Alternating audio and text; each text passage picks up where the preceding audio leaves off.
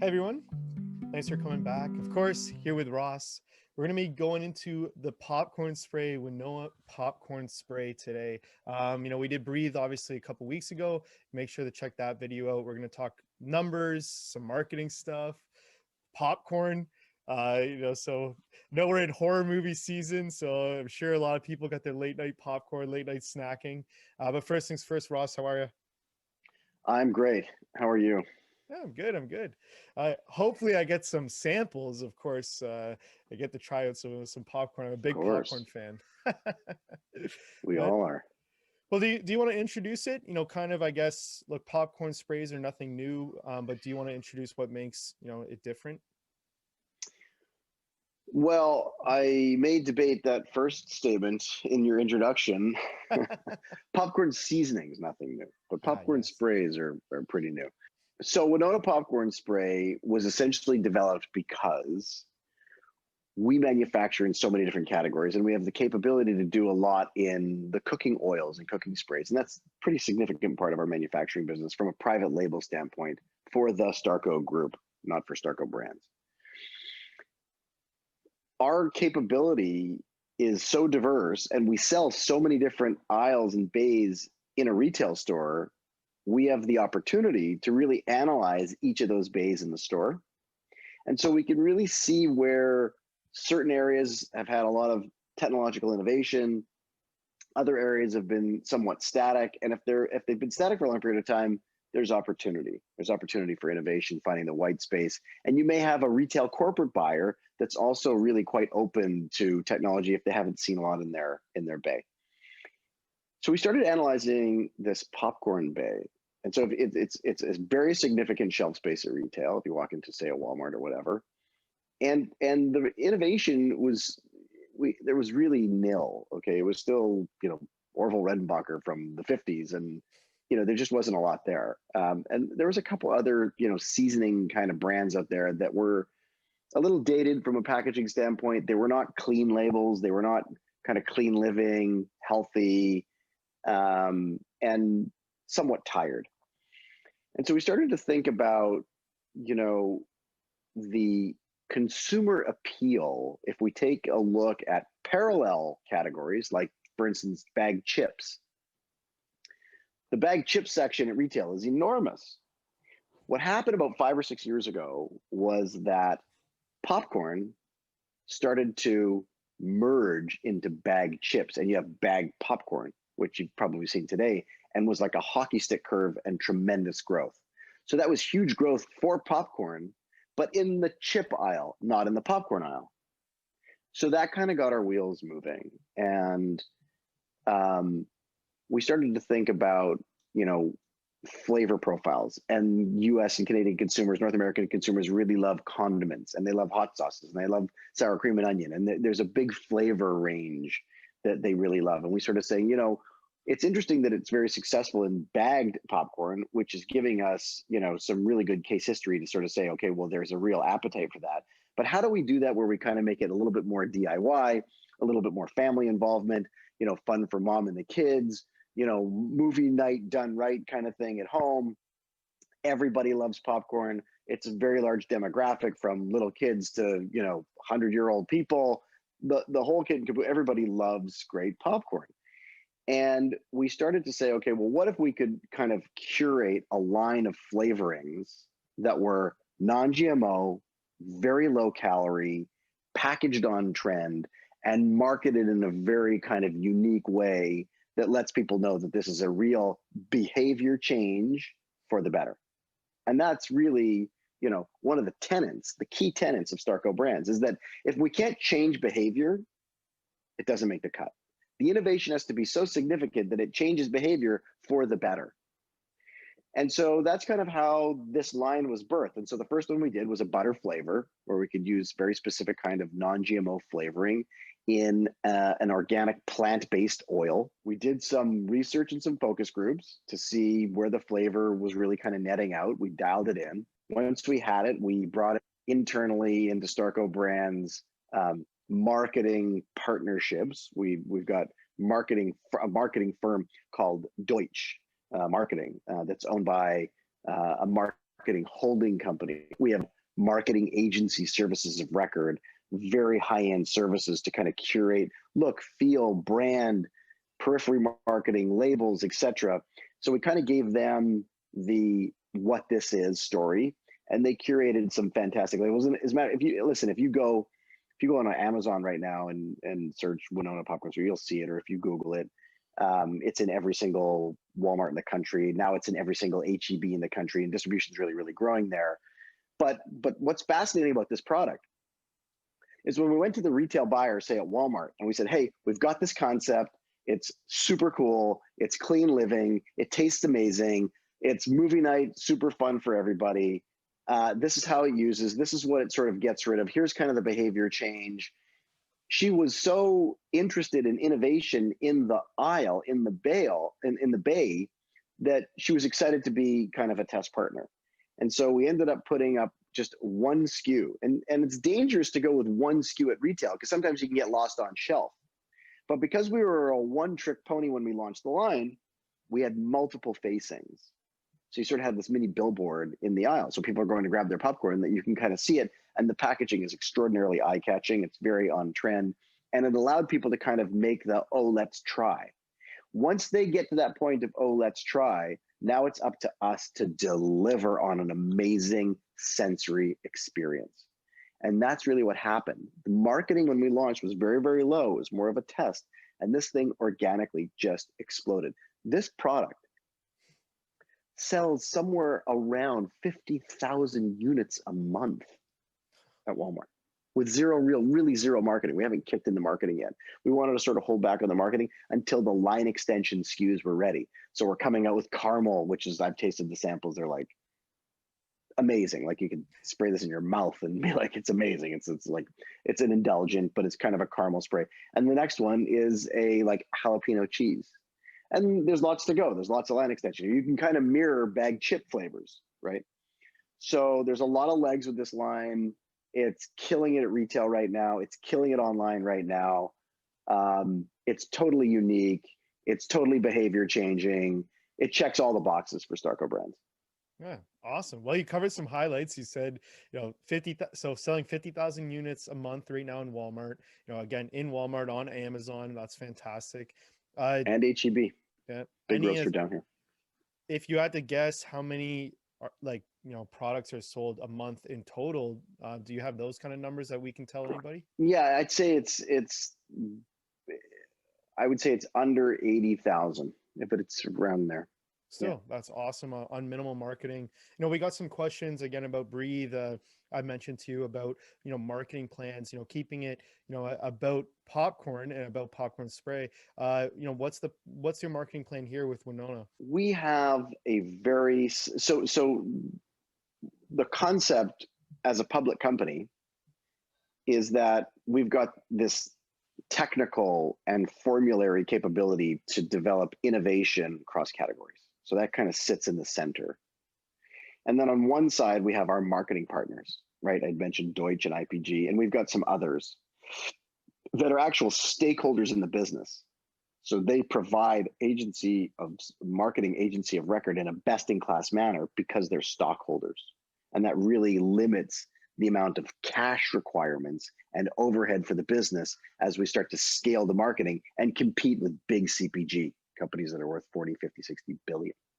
So that gives us a real leg up advantage. We have a real leg up advantage because we're experts in curating from a formulary vantage point, amazing behavior changing products. We're also vertically integrated because we have all the manufacturing with the Starco group, of which I own. And we have this amazing marketing partner. But to your question, how do we then go to market with our marketing plan? And that leaves one last box. And that other box is we have a very significant media partnership with Hearst Media. And Hearst Media is, about I think a 12, 13, 14 billion dollar media conglomerate. And they own some of the best platforms in CPG. They own, Women's Health, Women's Day. They own Prevention Magazine. They are the editor of Oprah magazine. They own House Beautiful. They own Cosmo, 17, Esquire, Runners magazine, Popular Mechanics, Road and Track, Car and Driver. It goes on and on. I think they're a very large, significant owner in the A&E network and History Channel and ESPN. It's a very large conglomerate that's very well known and kind of an American icon, if you will. They've been around since the 1800s, and so we've got a very strong partnership with them. And so our first partnership was when we launched the Breathe household cleaning aerosol line, which was the first line ever to be approved by the EPA Safer Choice program powered by air. We did a deal with their brand, Good Housekeeping. And that product became Good Housekeeping Seal approved. And now the product is now marketed through the entire Hearst organism, not just through Good Housekeeping. And the same thing is true with Winona. Now, we are just about, there's some news that is coming soon. So as a public company, we have to be careful with what we say, but there's all of our products will have marketing partnerships with brands that are applicable and that resonate with the product, that then are carried through the rest of the platform of which that brand kind of has within the organization of Hearst. So Winona is going to have one, and so on and so forth. And so what that does is that it organically gives advertising landscape across a massive media platform in one deal. So if you didn't have that, and you were just traditional, you'd have to raise capital to go buy media, and you'd have to pay retail dollars for those media. And if you didn't spend it right, or if it didn't have an impact, or if it was a bad strategy, small brands would run out of capital and probably be insolvent. But our strategy was to not pay attention too much to the capital and put that aside and focus on the amalgamation of the brain trust of very large entities that could become stakeholders in the business that then could provide those services, so that we wouldn't run out of capital, or if there was mistakes, we could correct them, and everybody's in the same boat together. And so this is really changing the game on company structure of how we think about our partnerships, not just from a vendor relationship basis, but really bringing them in as vested partners. So everybody's got a vested interest in the success of the company. So we have a vested interest because we're curating the products, the intellectual property, the behavior change, and Starco Brands owns the brands. The marketing company is providing what they do from a marketing asset generation, labels, focus groups, periphery marketing, digital, etc. They've got a vested interest. And the media partner that's providing the advertising landscape, they've got a vested interest. So everybody's got a vested interest, and that gives the company a tremendous amount of strength, confidence, and legs, and it positions us extremely well. Yeah. No, also, I think that was a great answer, very extended answer for questions. I already know they're going to come. Okay, well, awesome. You're at 80,000. How do you get to 150,000, right? And I think you touched on a lot of the answers to that. Anything you would add on if someone were to ask you, what is the links, like what needs to happen to go from 80,000 units sold per month to 150? What would be the simple answer? Remember the distribution that we have right now was supposed to be more of a trial, and it's with one SKU. So there's a line extension to come, and we got to roll it out to all our retailers. We're going to roll it out to all our retailers. And the marketing activity, as I said, there's an announcement forthcoming, and the marketing activity is just about to start. So it's a very exciting time for the Winona line, the Winona popcorn line, because we're out of proof of concept. Volume has scaled. We're starting to go outside of the just small distribution right now and really roll it out to the rest of our distribution network. We're now going to be coming out with different product lines for line extension, and yeah, some very heavy marketing exposure. There's a very significant plan for marketing in 2021. So the team is ecstatic about that line. Cool. Well, awesome. No, yeah, it sounds great. Like you said, I instantly think all the different flavors that I would spray on my popcorn. Like you said, in North America, there's some pretty crazy ones. And I'm sure someone watching this, hey, if you want to throw some crazy popcorn flavor ideas, you could put them below. I think that could be pretty interesting to see what people say. I know here for some reason I never understood why like dill pickle was such a sought Yeah. after flavor. That's one of the ones I see at the movie theater that I see people using and go, why? But there's a lot of those flavors out there. I'm sure there'll be some crazy ones to add onto popcorn. Is there anything else you wanted to cover when it comes to popcorn spray? No, I think that, just to stand back and to really recognize that, you're dealing with a company that, has come to the table and has basically, for all intents and purposes, decarbonized household cleaning, right? And made a significant technological and behavior change there. And then we sort of did it in personal care with our spray hand sanitizing, that this hand sanitizer was tested by a third party to kill a variety of pathogen, including COVID, powered by air. Very disruptive and a behavior change rather than slopping gel all over your hands. And so, we want to do big things that change, behavior for the better. And we can do that technologically and scaled manufacturing and marketing and media. We've kind of got all the boxes checked. But not everything has to be saving the earth and the planet and everybody's life. Like, we want to have fun too. And Winona was just this sort of exceptional opportunity to kind of put the same impetus of behavior change, technology, safe and healthy product, but do it in a really fun category too. And I think what's happened as well is that in a COVID environment when, most of us are all at home and you got kids and this and that, whatever, and everyone's watching movies, this was sort of a really great time to kind of lean on products like that, that again, enhance the customer's experience. Today's environment's really about how can we, create these experiential sort of positive engagements. And this product kind of touches on a lot of that and still stays within the tenants. And so you kind of have these three technologies today.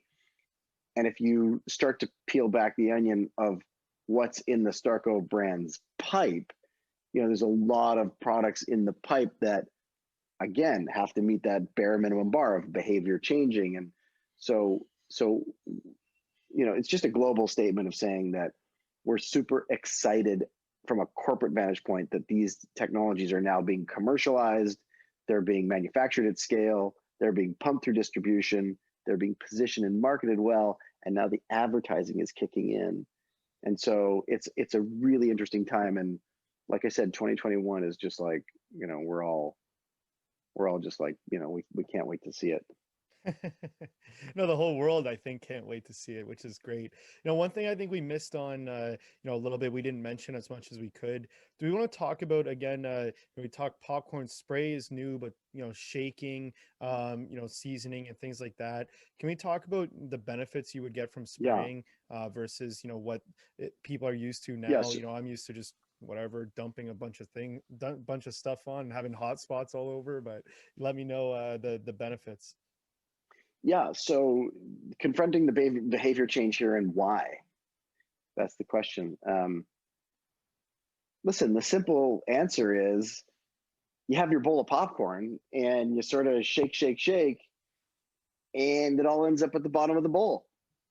And, now you can kind of uniformly spray your popcorn with something that is, extremely low sodium, very low cal, non GMO, fun to do. Kids go nuts with it, easy and quick.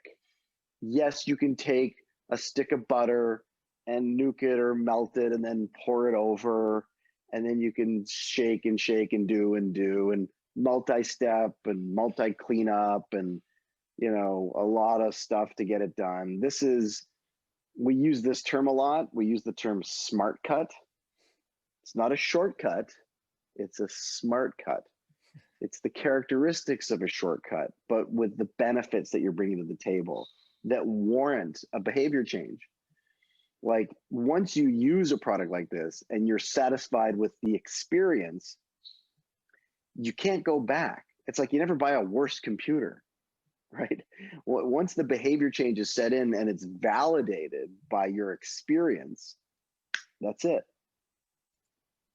Oh, interesting. I just think you pour some stuff on, and you've got these super hot spots of whatever. You got some with nothing.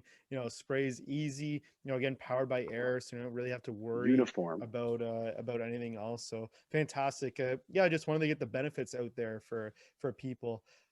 Anything else about popcorn sprays, Winona, that you want to mention? No, I think we hit it all. But you're asking the public here to think of flavors. I think that's super fun. I'd love to hear some feedback on that too, if anything interesting comes through. Have you guys thought about any crazy ones? Not that We have. Yeah, we've thought of some crazy ones for like there's seasonal, right? Stuff for Christmas, stuff for Halloween. Like there's some pumpkin fun spice. stuff. Yeah, be some fun ones. I mean, any fun ones that you want to mention before we close things off? Well, we were playing with one that was sort of a derivation on kind of like a hot sauce kind of thing so in testing some of the samples, they were kind of laddering up the heat.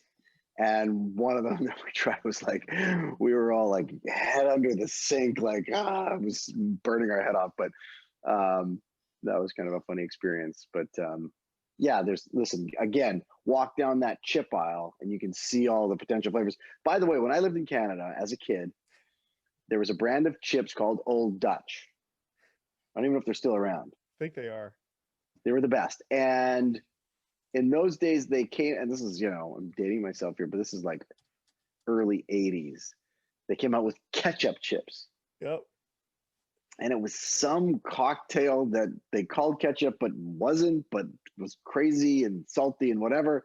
And I really miss those. We'll flash it up. They still have them. I still see them all the time. I think ketchup. They don't have them down here. Ketchup is probably the most common one you see. Is it? I think that's only up there. They don't have it down here. I haven't seen it. Is ketchup chips a Canadian thing? I feel like ketchup in the US isn't a big, like even for like Lay's. Well, the chocolate bar O. Henry, is it O. Henry? Yeah. Or Eat More, Canadian, not down here. And Smarties is not down here. Smarties is, I don't know. Really crazy. Mm-hmm. Interesting to think about. Yeah, no, I noticed people come here and be like, you guys have ketchup chips? Gross, or whatever else. They go to the US, you can buy anything. You want potato skins with bacon, you want this, you want that, just to give people some fun on how crazy it can go. Well, sweet, awesome. Thanks, Ross, so much. Obviously next week I think we're doing we gotta be doing sunscreen. So awesome. Well, that's something that you need. Yes. No.